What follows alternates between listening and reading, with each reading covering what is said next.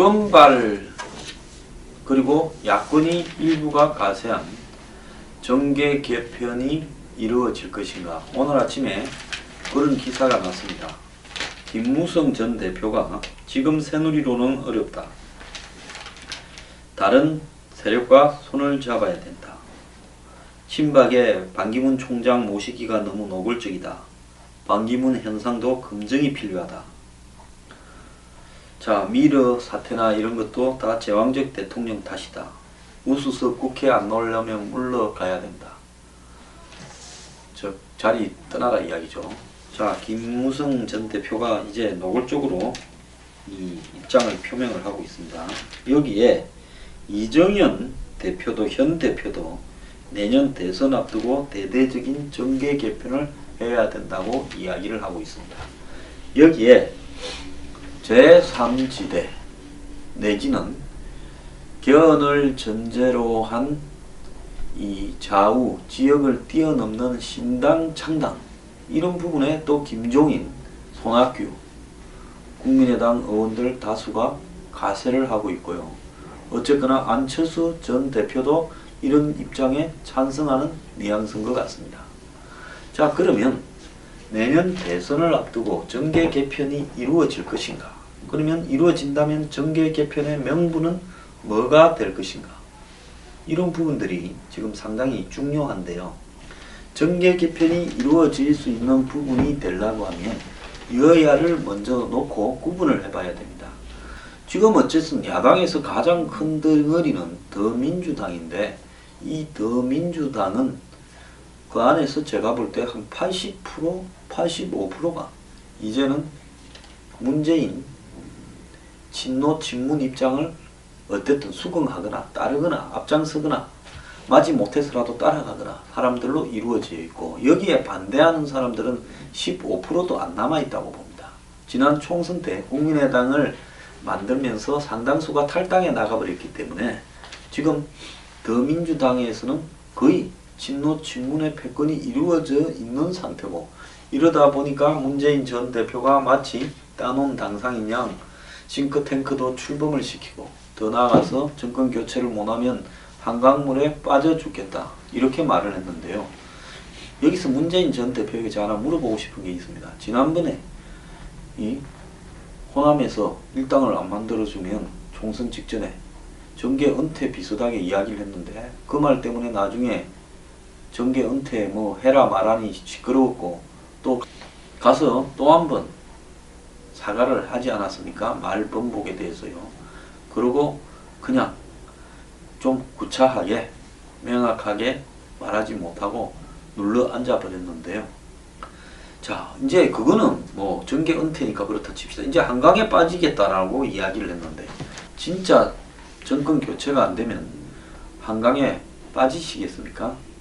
과거 고 성재기 대표는 참 이 자기 후원금이나 이런 부분이 잘 안 도와지면 한강에 한번 뛰어들겠다 했다가 그 말을 지키기 위해서 불기에 객이 됐는데 문재인 전 대표도 그렇게 하실 겁니까? 자, 그런 말을 좀 조심해야 되지. 어쨌거나 친문재인 친노들 빼고는 야권의 대다수 더민주당에 남아있거나 국민의당에 있거나 그 밖에 또 있거나 하는 사람들 대부분이 다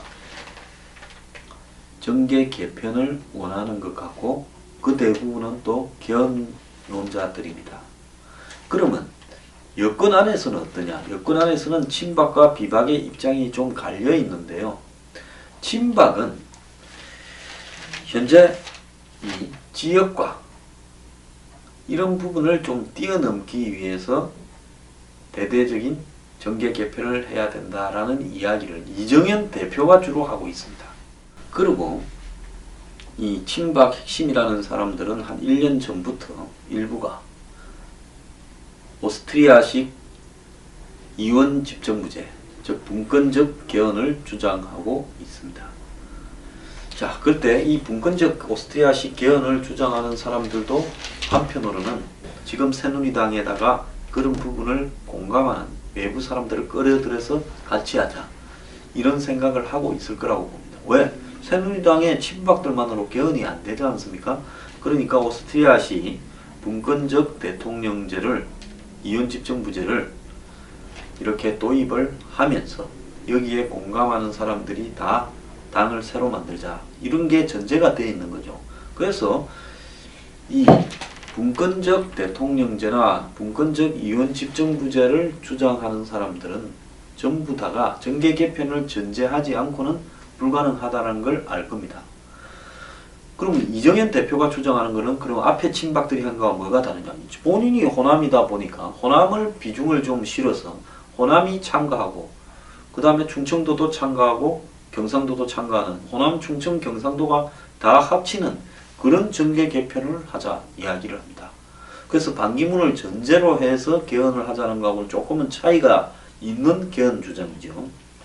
그런데 여기에 김무성 전 대표나 친이 비박들은 친박을 빼버리고 친노를 빼버리고 남은 사람들이 다 모여서 정계 개편을 하자는 쪽에 더 가까이 가 있습니다. 정의와 이재호, 김무성 전 대표 등이 그런 인물들이죠. 그래서 이 지금 3강이 반기문, 문재인, 안철수인데 이 사람들에서 좀 벗어진 나머지 대권 주자들은 대부분 개헌을 전제로 한 정계 개편을 이렇게 바라고 있을 겁니다. 김무성 대표는 어제 개헌을 통해 권력을 분산시켜 패자도 국정에 참여하게 하는 협치와 연정을 할 수 있도록 해야 된다면서 바뀐 헌법에 따라 자기 대통령의 임기 단축도 가능하다고 본다. 최근에 김종인 전 더민주 대표 측에서 이런 이야기를 했습니다.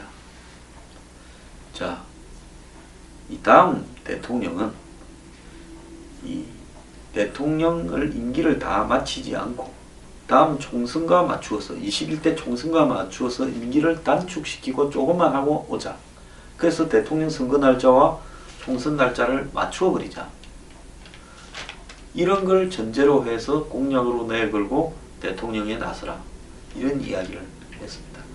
이 말은 무슨 말인가 하면 대선 전에 개헌을 해가지고 바뀐 그 개헌에 따라서 대통령 선거를 한다는 것은 현실적으로 불가능하거나 어렵다라는 전제하에 새로운 이 제3의 정치 세력을 여야를 끌어모아서 만들려고 하는 사람, 즉 친박이나 친문을 빼고 나머지 정치 세력들은 그렇게 만들려고 하는 명분을, 즉 내각제든 오스트리아식 이원집정부제든 그걸 안으로 내걸고 언제 하느냐, 대선 공약으로 내걸고 당선되자 말자 그것부터 개헌부터 하겠다.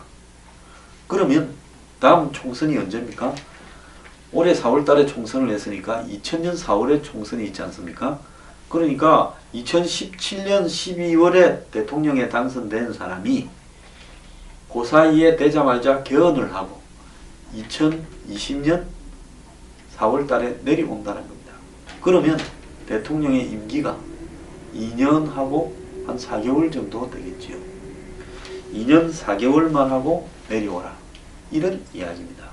그러니까 절반쯤만 하고 총선 날짜에 맞춰서 내려오는 그 이야기를 김무성 전 대표가 했습니다. 아마 이 두 사람 사이에 이야기가 좀 오고 간 거 아닌가라고 생각도 들어요. 그래서 김무성 전 대표는 지금 같은 대통령 중심제 틀에서는 누가 대통령이 되더라도 야당의 반대로 아무것도 할 수 없다. 결국 국민만 피해를 본다. 그래서 내년 대선 전에 권력 분산형 개헌을 박 대통령이 제안해 주기를 공식 요청한다 이러면서 솔직히 지금 새누리당은 정권 재창출이 많이 어렵다.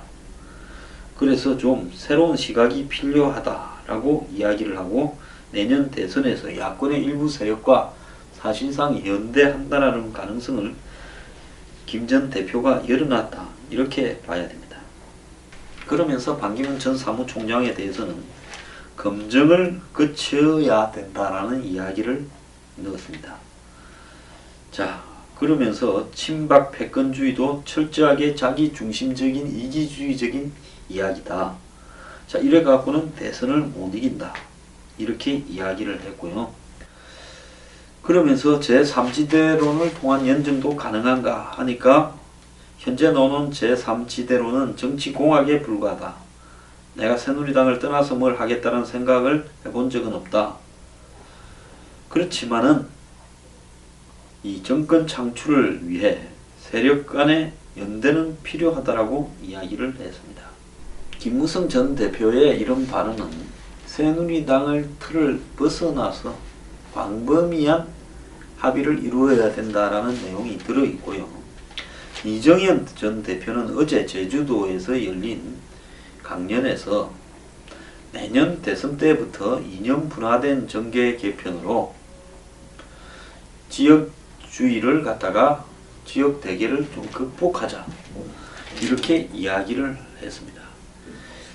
이 중도 우파부터 시작해 보수까지 보수 정당을 만들고 진보 좌파부터 시작해 급진 세력까지 진보 정당을 만들어서 제대로 된 정책 대결을 전제로 한 그런 어떤 이 정계 개편이 있어야 된다라고 이야기를 하고 있습니다.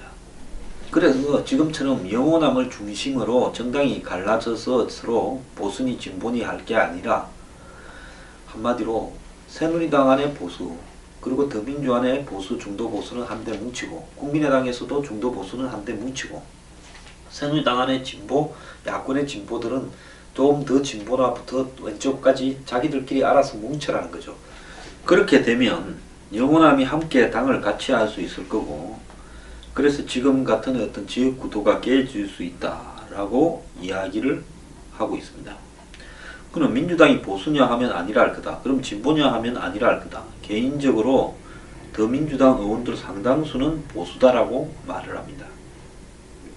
그래서 누가 주도하느냐에 따라 보수임에도 불구하고 진보적인 사안에 찬성을 하는 이런 일이 벌어지고 있는데 새누리당 안에서도 마찬가지로 그런 사람들이 있다. 그래서 그런 거를 뛰어넘는 정계 개편을 색깔대로 흩어져서 모이자 이렇게 말을 하고 있습니다. 근데 이정현 대표가 이렇게 말을 하는 부분이 원론적으로는 맞을 수가 있는데요. 문제가 뭔가 하면 자, 국회의원들이 그걸 몰라서 지금까지 이걸 안 했겠습니까? 그런 게 아니죠. 왜?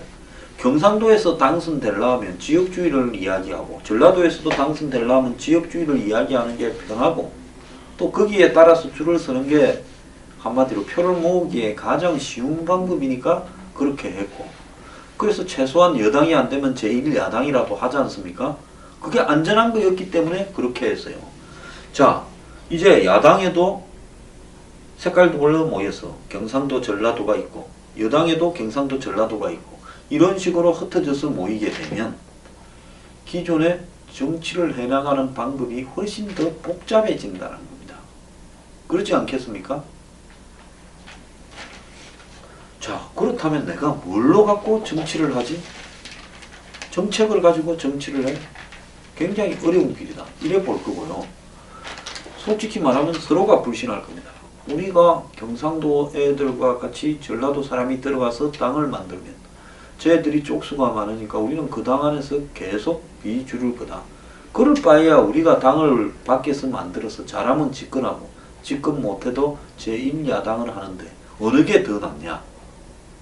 이게 더 낫다 이래 볼 겁니다. 내 공천도 이게 더 낫다고 판단을 할 거고. 그렇지 않습니까?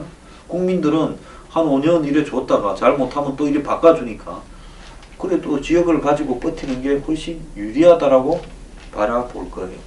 그런 국회의원들이 과연 이정현 대표가 이야기하는 이런 원론적인 내용에 본인이 호남에서 당선됐다고 해서 호남 의원들이 쉽게 응해줄 거냐?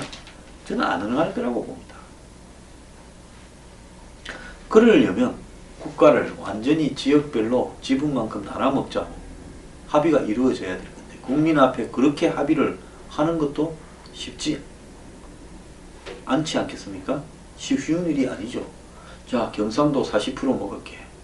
전라도 20% 먹어라. 충청도 뭐 25% 먹고 나머지 지역이 뭐 15% 먹어라. 이런 식으로 되겠습니까? 어려운 거예요. 노골적으로 절대로 그렇게 말을 못하죠. 그렇기 때문에 결국은 대한민국의 이 정계 개편은 개헌을 하자 해서 그 개헌으로 뭐 이 권력을 장관직을 나누고 권력을 서로 좌우해서 나눈다. 이 개헌 안에 방금 제가 말한 나누어 먹기 부분이 들어가 있는 겁니다. 그래서 그걸 넣어가지고 하는 거지 개헌이 되지 않은 채 대대적으로 정계 개편을 이야기한다. 이건 불가능하다고 봐요.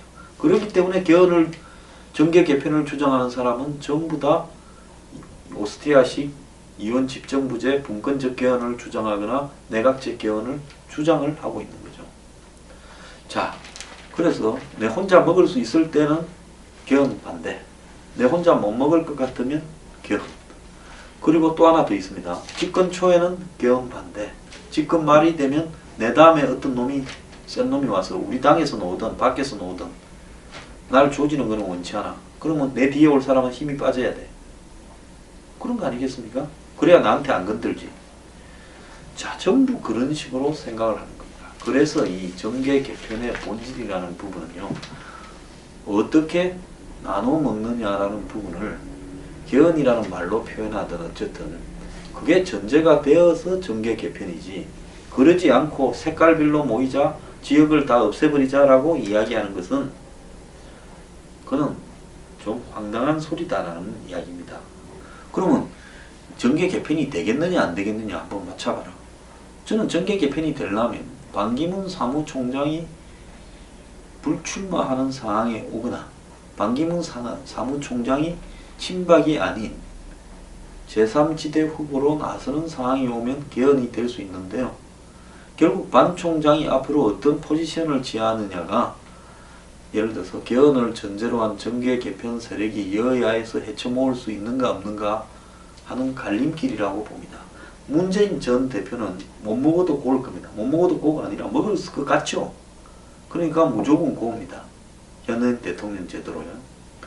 그러면 친박은 지금까지 반기문을 상정해놓고 혼자 주긴 아까우니까 저거 개헌해서 반반씩 먹을까 이런 생각을 하고 있었죠. 근데 반 총장은 내가 바보냐? 너네들 별로 인기도 없는데 위원 감사하고 들어가서 날 반밖에 아니 한 30%밖에 겁대기 대통령 시켜놓고 알짜는 늙어가 하겠다고? 그러려면 내 중도하고 만날란다. 그래서 요즘 반기문 사무총장이 이 밖에 있는 중도 세력들 비박이나 친이나 야당의 제3지대하고도 교감이 있을 거다 이렇게 보고 있습니다. 그러니까 친박이 또 검증을 이야기했고 지금 김무성 대표도 또 검증을 이야기합니다. 자, 그러면 반 총장이 만약에 내가 안 할란다. 괜히 나가면 너네들 검증이니 뭐니 얘가 내 죽이려고 드는데 내가 그걸 왜 하냐. 이렇게 해버리면 그때부터는 여권에는 후보가 없습니다. 이러면 여당이 거의 다가 개헌을 하자라고 몰려갈 가능성이 크죠. 그러면서 문재인 그룹만 빼고는 야당에 또 모여가지고 이 사람들이 200석을 넘기면서 한마디로 개헌을 전제로 해서 대선을 치르고 그리고 대선이 끝나고 나면 실제 개헌에 돌입해서 총선과 다음 대통령의 임기를 맞춘다라는 핑계하에 다음 대통령은 한 2년 4개월만 하고 물러나고 그 다음에는 완전히 개헌해서 나눠먹기식이 될 수 있을 겁니다. 여기서 나눠먹기식이라는 건 지역별로 나눠먹는 거죠. 충청도, 결국 전라도, 경상도요. 자, 정치인들은 그렇게 생각할 겁니다. 이렇게 지역별로 골고루 나눠먹는 것이 합리적인 거 아니냐. 그렇지 않고 지금처럼 대통령한테 혼자 다 줬더니만 미련이, K스포츠니, 우병우니, 최순실이니 이런 사태 생긴다. 이제 또 이렇게 이야기가 합니다. 자, 그래서 이런 제3지대로 여야가 헤쳐 모이는 정계 개편, 즉 이정현식의 색깔별로 우파, 즉 좌파 간의 정계 개편은 절대 안 됩니다. 한국에는 색깔별로 헤쳐 모여는 절대 안 되고요. 지역별로 나눠먹는 합의, 개헌을 전제로 한 그거는 될 가능성이 있어요. 그게 되는 전제가 뭔가 하면 반기문 사무총장이 어떻게 하느냐에 달려 있는데, 그런데 제가 이야기하지 않았습니까? 안보 문제하고 경제를 어떻게 할 거냐. 그 개헌 주장하는 세력들이 그거 답을 해야 되죠. 그 답은 하지 않고 권력이 한데 집중되어서 패단만 있다는 이야기만 자꾸 하면 나중에 어떤 문제가 발생하겠습니까? 자, 지금 개헌에 대한 장점만 이야기했지 개헌을 했을 때 나올 단점은 감추고 있다가 나중에 그 단점이 개헌하고 난 뒤 터져나와 버리면 안보는 어떻게 되고 경제는 어떻게 되겠습니까? 그래서 개헌 주장하시는 분들이요, 정계 개편 주장하시는 분들이 안보와 경제에 대해서도 말을 분명하게 좀 하길 바랍니다.